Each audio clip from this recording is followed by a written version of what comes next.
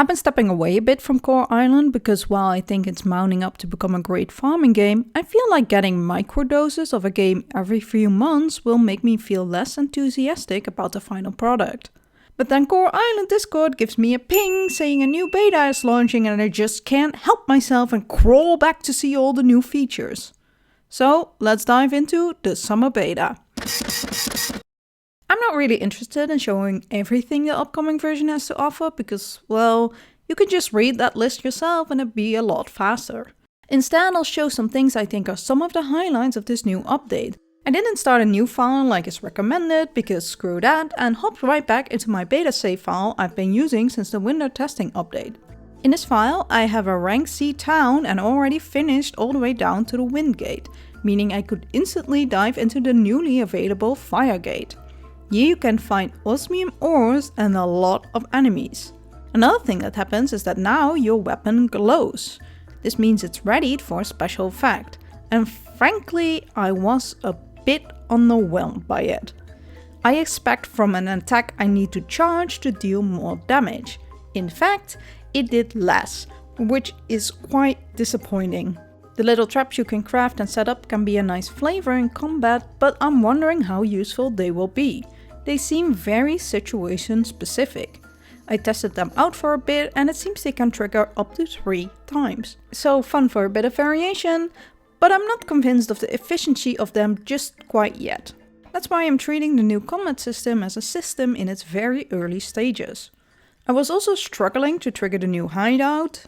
Turns out I was delving too deep into the mine. So if you use an older file, make sure to revisit level 10 of the earth mine.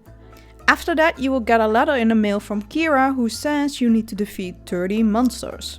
Once you do that, you get a cutscene and you're a member of the Band of Smiles. In this cutscene we meet 3 new characters, and in the spirit of Core Island, the old person is a cutie pie and the young people are ridiculously hot. Just look at this dude. I'm not even interested in men, and even I said damn out loud when his portrait first came up. Currently, Axel and Senya are not acknowledged as dateables, but considering they shot right up the hot list rank on already hot people island, I wouldn't be surprised if they become dateables eventually. They actually do not talk at all yet outside of their introduction scene, just have a dialogue that says TBD. So yeah, certified dumb hotties. Not a single thought or line of code behind those eyes. After the cutscene you should be able to enter the hideout, though for me I could not enter until the next day. From 9 to 5 a shop is operated where you can buy some rings and weapons. There seems to only be one line of weapons available currently, the sus line. At the moment, I'm a bit meh on all of them except one. The sword does worse damage than your blunt sword, so I don't know why I paid so much money for it. The spear's ability is that you can throw it, but it is currently super clunky. If it even hits the target, it does barely any damage at all and then the monster is alerted and you just lost your throwing ability. Not great. Then you have the hammer, where I expect to do more damage as a trade-off for the weapon being so slow. But no, the base damage unfortunately has stayed the same, which I think, hope will change in future updates. The charge function is also highly specific and barely usable. It needs to hit the target perfectly, and considering you also charge forward, I have not once managed to hit a target this way. What's even the point of a heavy weapon if I can even randomly smash the ground and every monster within my line of sight gets insta-killed? At this point I feel I might as well stick to the hack and smash method I've been doing all along. But then, I tried the shield. Holy shit, you guys. Captain America doesn't even have a shield this great. You can basically block any attack that's coming, never taking damage. If you get hit, you can do a charge move. Boom, 400 damage. All other weapons I use do 70 damage. Overpowered would be an understatement. I thought the drawback would be that a shield can only hit once it has been charged.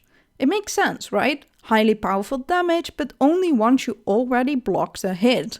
But no, No, I was wrong. You can just hit a monster up close with a shield and it does 300 damage. That's over 4 times the amount I do with any other weapon currently in the game. I highly doubt this will stay. I'm not even sure this will make it out of beta. I feel like they accidentally added a 0 or something.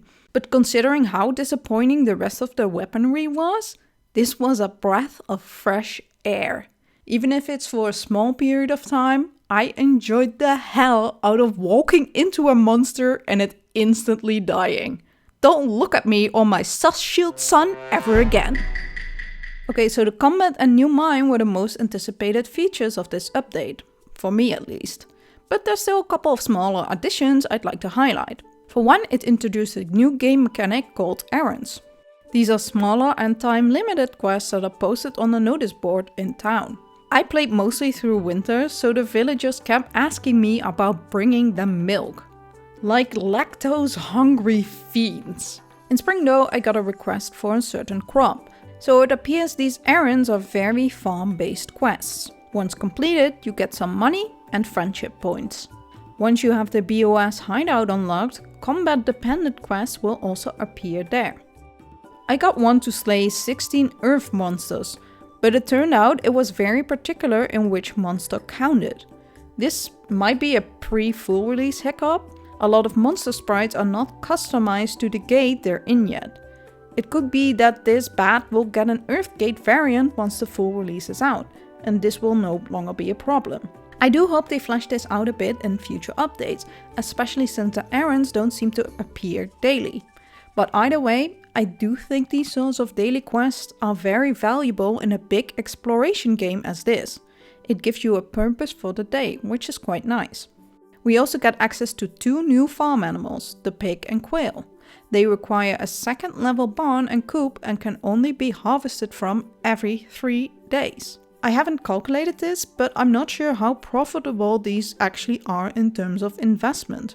Yes, a chicken egg will sell for less than a quail's egg, but it feels pretty even out when you keep in mind that you can harvest from a chicken each day. So you only get 1 quail's egg to 3 chicken eggs. But hey, profitable or not, they're adorable animals to have. As you might have suspected, the pig only finds a truffle once it's outside, so it's useless in the winter and on rainy days.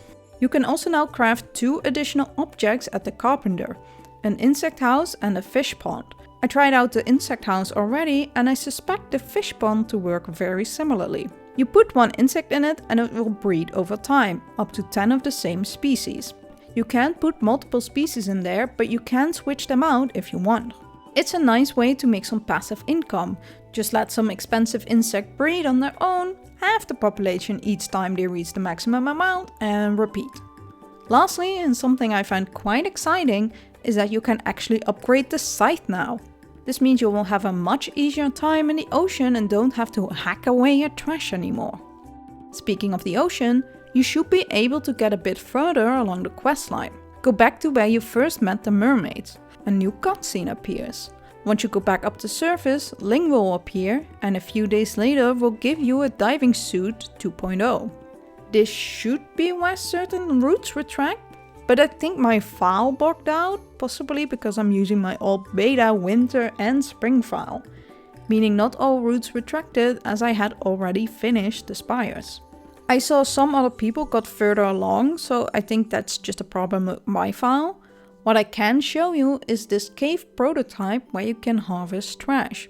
I think this is a nice solution for still being able to harvest trash, a vital resource in the game, once the island gets a better rating and less trash will spawn in the ocean. That way the game still actively encourages its environmental conscience message while also not actively harming their own gameplay, which you saw happen in version 0.1. Where a clean ocean meant barely any trash spawn and crashing hard once you wanted to craft more stuff. My overall thoughts are that the separate updates are starting to add up, but I can tell the game still has a long way to go. I really like the giant village from last update and your ability to customize many of your tools. But with the summer update, I, perhaps a bit foolishly, had expected a more fleshed out combat system. or at least some way to see how much damage each weapon does. But, well, it did say combat beta in the announcement, so maybe that's just me needing to adjust my expectations. The structure is there, and I'll probably keep microdosing anyway because I can't help my curiosity. So you'll probably see me popping up every once in a while, but I've planned a lot of Stardew Challenges runs for the rest of this year.